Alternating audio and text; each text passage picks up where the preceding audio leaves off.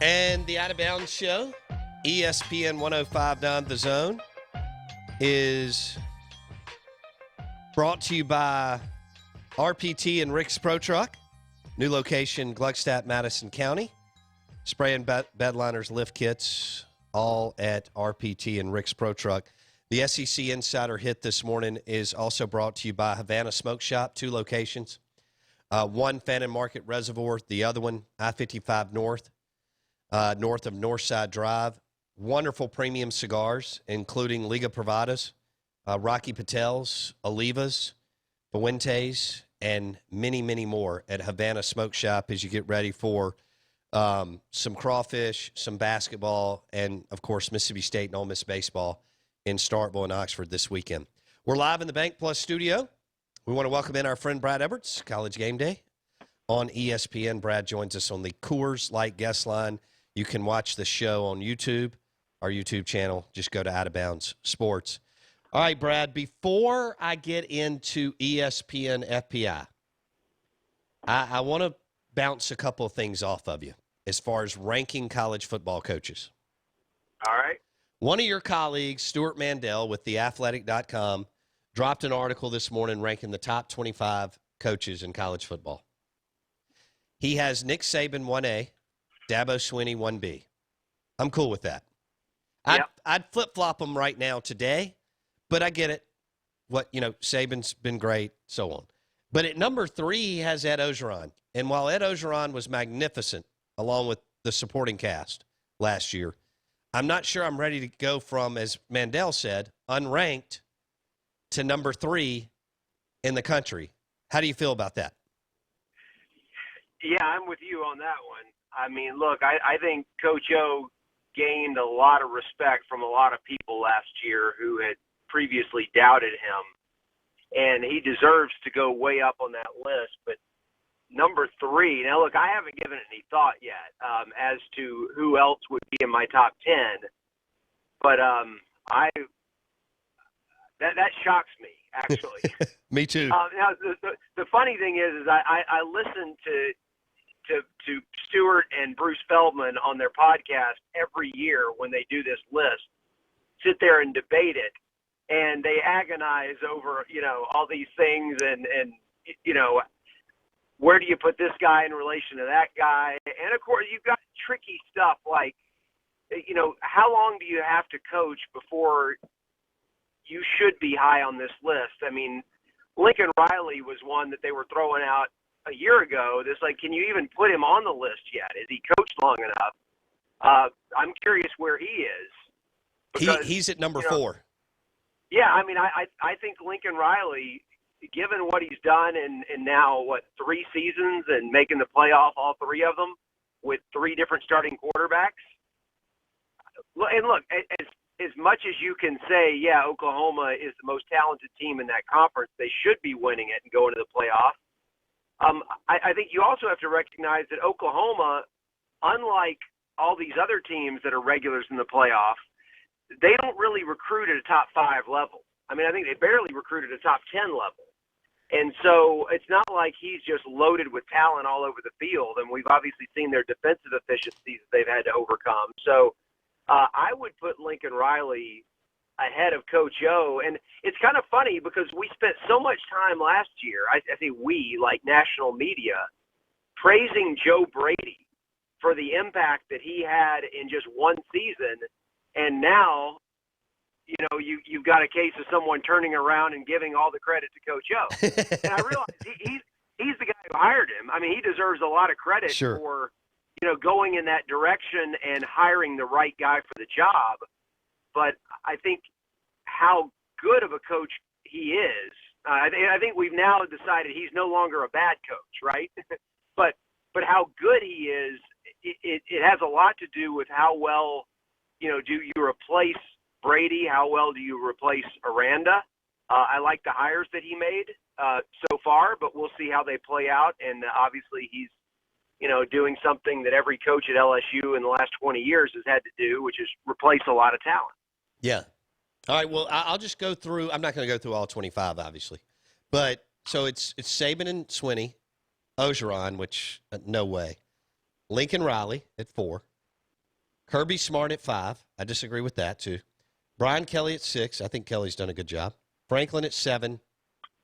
Dan Mullen at 8. Paul Christ at 9. And Bill Clark at 10. So that's Les Mandel's top Bill 10. Clark at 10, huh? I think that's a little loco. But what I recognize he's doing a lot with the little, but I think that's a little. Yeah, no, I really like the fact that he acknowledged Bill Clark and what he's done. Now, yeah, I mean, you gotta look at the conference they're playing in and all that, and take that into consideration. But I just like the idea that he's considered putting him up that high. A couple of guys that jumped out at me there as far as names that not too long ago were, a lot of people were cooling on and not, I should just say, not sold on them as a quality head coach. And those are Brian Kelly and James Franklin. Mm-hmm. I think those two guys in the last 2 years, maybe 3 years for Franklin, but definitely the last 2 years for Kelly, have done a whole lot to enhance their reputations. I think 3 years ago or so, people thought that Kelly was on the way out at Notre Dame. And he's done a great job just kind of regaining his footing and, not just making the playoff, but then following it up with another really strong season after that. And then obviously James Franklin, a lot of people question whether he could coach. The guy can recruit, but I don't know if he can coach. And, he went from taking Penn State to the Rose Bowl that 1 year and nearly getting into the playoff to really solidifying that program as, one of the best in the Big Ten. Not that you would think that Penn State should be anything other than that, but I think at this point, for all the hype over Jim Harbaugh over the last 5 years, Penn State is the better program. And I think, to me, Penn State is the second best program in the Big Ten behind Ohio State, and there's no shame in that. So I think those are two guys that I don't know where they were on this list, 2 years ago, 3 years ago, but I would guarantee you both of them have made a pretty significant climb. Hey, here's my problem. All right, let me ask you this. Brad Edwards with ESPN, College Game Day on ESPN Radio. He joins us on the Coors Light guest line. Would you describe, in your opinion, how difficult it is to win 139 games at Texas Tech and Washington State? Yeah, I mean, look, I would say both of those are places where it should be pretty easy to have a losing record. I mean, I think the histories of those programs, especially Washington State, would back that up. That that a normal coach is going to finish below 500 at places like that. So for Leach to have been to a bowl almost every single year that he's been a head coach, I think that says a lot about him. Now, could you argue that he could have done more in some of those years? Sure, you could. But I think just having Washington State in the national conversation a couple of times while he was there. He had the 1 year with Texas Tech 2008 where he had them ranked up in the top 5 fairly late in the year and contending for a spot in the I guess it was the BCS championship game at that point, but they were in the mix for the Big 12 title late in the season. So he's had a few top 10 teams in addition to just a general expectation that he's going to be above 500 when he's not really good. And given those locations, I would say that's fair. I mean, he is a guy who has shown that he is going to in most seasons is going to overachieve based on the talent that he has. Brad Edwards on the Out of Bounds Show, ESPN 105.9 The Zone. He's got Leach at number 20. He's got Mario Cristobal. Here are a couple of coaches, and I recognize they've done some good things. Mario Cristobal at 13 and Mark Stoops at 16 ahead of Mike Leach. But anyway, all right. Well, yeah, where'd you say Mullen is? I think number 8. I could go higher with Mullen. I would probably have Mullen higher on my list. Me too. I think I think what he's done in a very short amount of time at Florida has just kind of confirmed what I already thought about him from his years at State, which is that he's really, really good. I think Mullen, you could make an argument for him being in the top 5. I agree. All right, let's go to the February, I think it was 17th, somewhere in there, article that y'all dropped, 2020 preseason college football Power Index breakdown. And this is interesting, Brad, because Bama does not show up until number 4 on the list. You go Clemson, Ohio State, Oklahoma, and then Bama, and then there's not another SEC team until number 8 with A&M, and then number 10, Georgia. So walk me through, the top 5, if you would. It's Clemson, Ohio State, Oklahoma, Bama, and Penn State.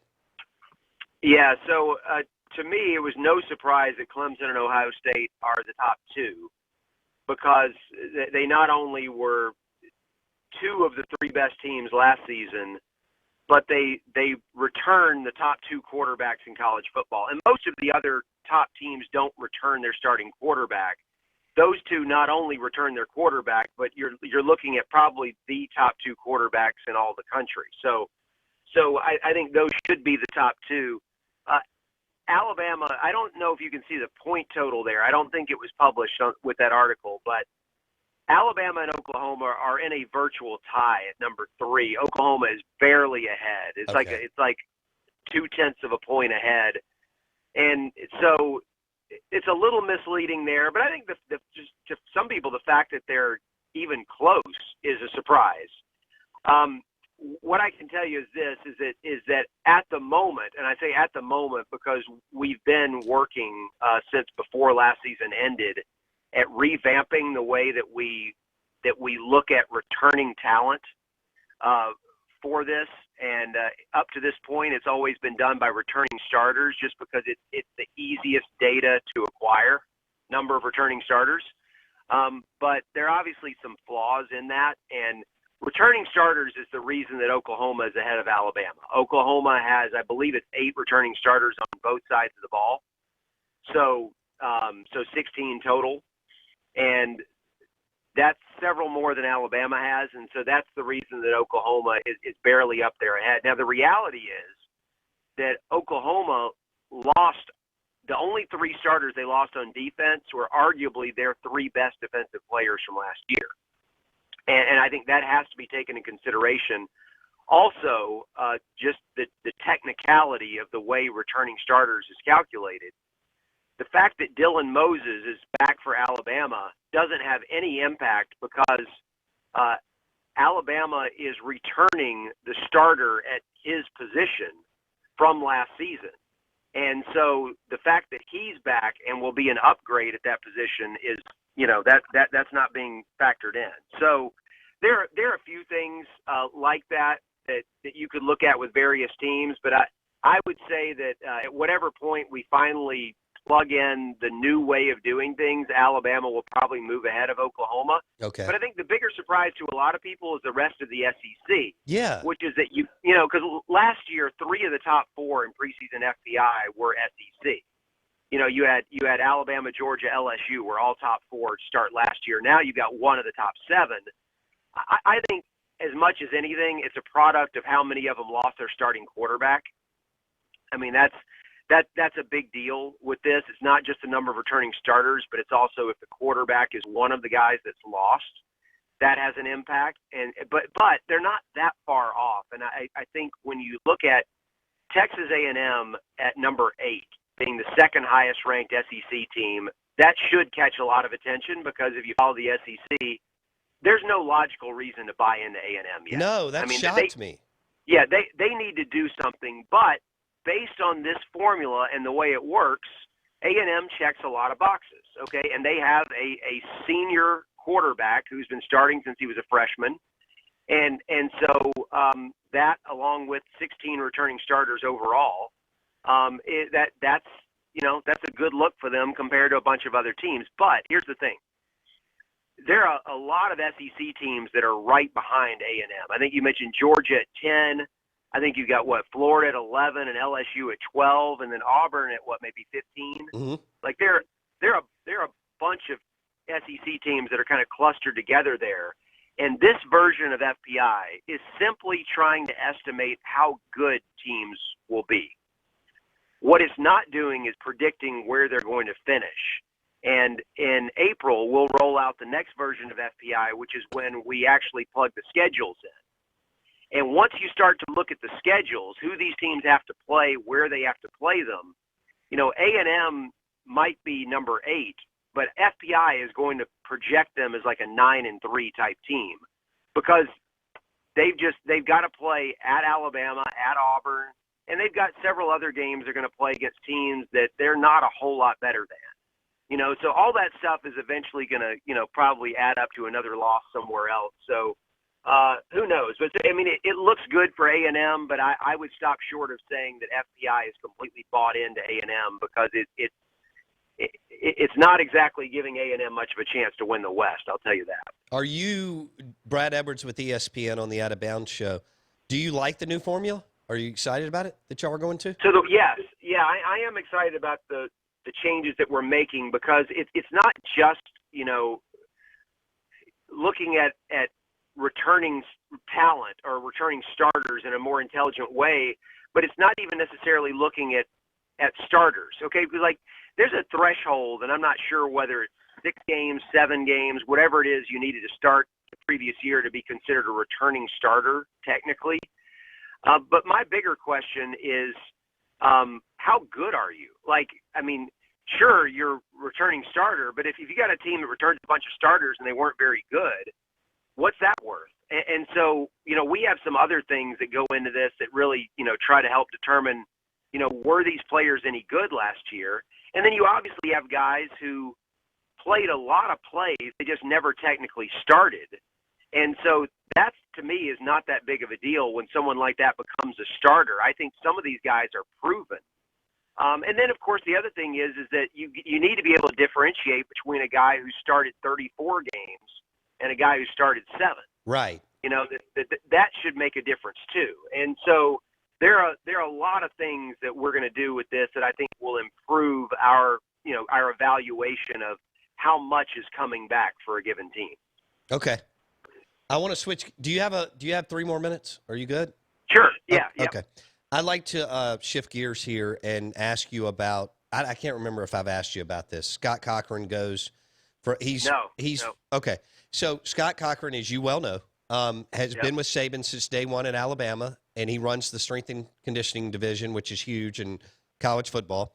And now he's going on the field special teams with Kirby. I don't want to focus on the Georgia thing. Yeah, we'll do that another time with you. Whether or not he'll be good there and so on and so forth. Although I did think Mandel wrote a good article on that last week. So what is your reaction to Scott Cochran leaving Alabama? And in the piece that we read on AL.com, it said that he's like the number one confidant, and he's the conduit to the players, and he was the only person on staff that could basically get a meeting with Saban at any time. And when the players had issues, he could bring those to Saban and they could work through them and so on. Because as you know, Brad, a lot of these guys that are on the staff are in their first year because there's so much turnover in college football. Right. What is your Especially reaction? Alabama. Yeah. Exactly. What is your reaction to Scott Cochran leaving Alabama? Well, I think it's a bigger loss for Alabama than it is a gain for Georgia. I mean, it's good for Scott Cochran that if he wants to go that direction with his career, that he gets a shot and he gets it at a big time program. But how much impact is a special teams coach going to make?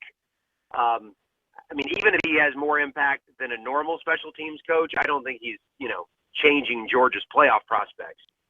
But for Alabama, losing a guy who not only had been there with Saban, longer than any other assistant, but the guy who, because of the way that the rules are laid out, was allowed to be with the players the entire offseason. That's the value of the strength and conditioning coach, especially if it's someone that you really trust, is that he's always with those guys at a lot of times of year when the other coaches are not allowed to be. because of NCAA restrictions on amount of coaching that can be done. And so that's going to be tough to replace. And even if you hire someone, and Alabama's already made their hire, even if the new guy is just as good at the strength and conditioning element, it'll at least take 2 or 3 years for him to get as familiar with Saban, as familiar with the players and the way that everything's done in the program to be able to have the impact that Cochran had. So it is a big loss for Alabama. I don't know that I could try to put any type of value on it in terms of, sure, wins on the field or anything like that, but it's obviously a big deal. If it wasn't, Saban would not have paid him what he was paying him as a strength and conditioning coach in order to keep him in Tuscaloosa all these years. Fair enough. I've only got 2 minutes. We'll have to do this again in a couple of weeks, but there's an article that maybe just dropped, AL.com. Scott Cochran told people outside forces intervened to stop him from getting the Ole Miss job. Others said Kiffin simply went a different direction. The experience created a rift between Cochran and Saban and led Cochran pursuing multiple jobs. Just, I don't know if you've looked at that yet, but no, I haven't seen the story. Look, I do know there were rumors 2 or 3 years ago. I can't remember if it was when Kirby first took the Georgia job or if it was like a year or two later. But I remember there being rumors of Kirby wanting to hire Cochran to come to Georgia as the strength and conditioning coach. And Saban was willing to, write a pretty big check in order to keep him at Alabama. Now, it sounds like Cochran kind of already had this idea that he wanted to get on the field as an assistant. And if he did, Saban wasn't going to keep him at Alabama because I just don't think Saban was willing to put Cochran in one of those positions at Bama. Mm-hmm. So he was going to be leaving anyway. I mean, I'm not saying there's nothing to this story. I'm just saying that once he made up his mind, he wanted to be a position coach and wanted to get on the field, he was going to be leaving Tuscaloosa. It was just a question of where he was going. Okay, we'll leave it there, and then we'll pick this up again in a couple of weeks with Brad, because I think this is a fascinating story, and knowing that Saban's only got a few more years left, and does he have another title in his back pocket, and so I think the dynasty's over just because of a couple other programs, but he could definitely still win it again. Brad, I appreciate it, buddy. We'll talk soon. You got it, man. Take care. See you, man. Brad Edwards from Jackson, Mississippi. ESPN for 23 years, I think. College Game Day on ESPN Radio, among other things. He joined us on the Coors Light guest line. Coors Light, made to chill. Blake, the Blakey Blakester, we've got the Gumbo Challenge, my man, in 30 minutes on YouTube. Out of Bounds Sports. You can watch this fiasco. Jeff Tanner will be in the house.